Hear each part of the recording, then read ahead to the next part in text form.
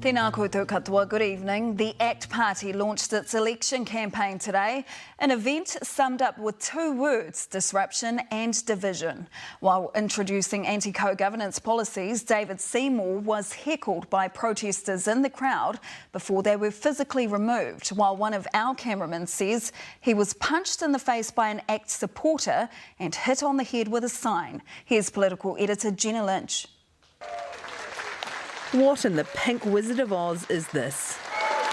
Through the haze, a lone figure attempting to sell his vision of New Zealand. A movement for real change. But shouted down by Vision New Zealand. Is this guy trying to protest? The prolific protester, Karl Mokaraka, the same one who popped up at a national event, this time in disguise, incognito, with a fake moustache.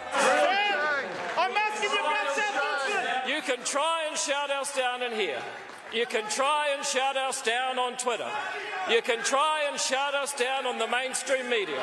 But you will never... Despite ACT checking names and bags at the door, no one noticed him coming in. Perhaps it was the moustache. I think we'll certainly be asking that question because, as you say, apparently it's a person who has a bit of form in this area. Seymour attempted to push on.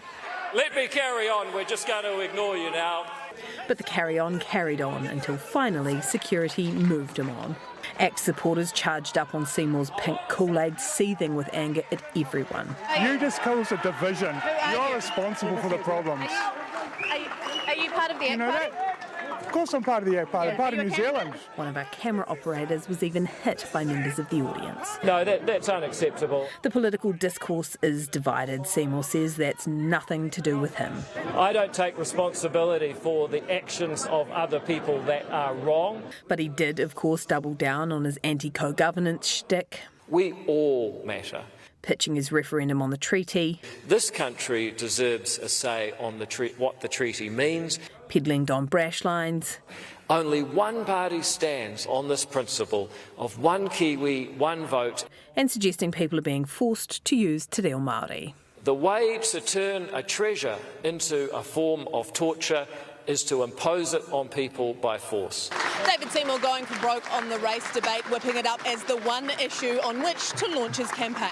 Today releasing a policy document titled A Path from Co-Government to Democracy, a follow-up to yesterday's welfare policy which took aim at beneficiaries. Isn't it a bit tired to use beneficiaries and Māori as a political punching bag?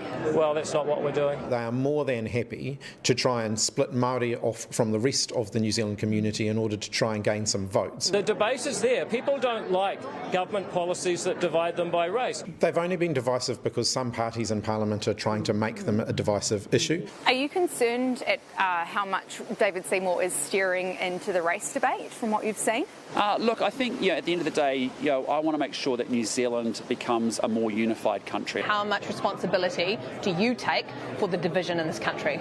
I actually am responding to what people are saying to me on the street every day. Sticking to his guns, no matter how divisive.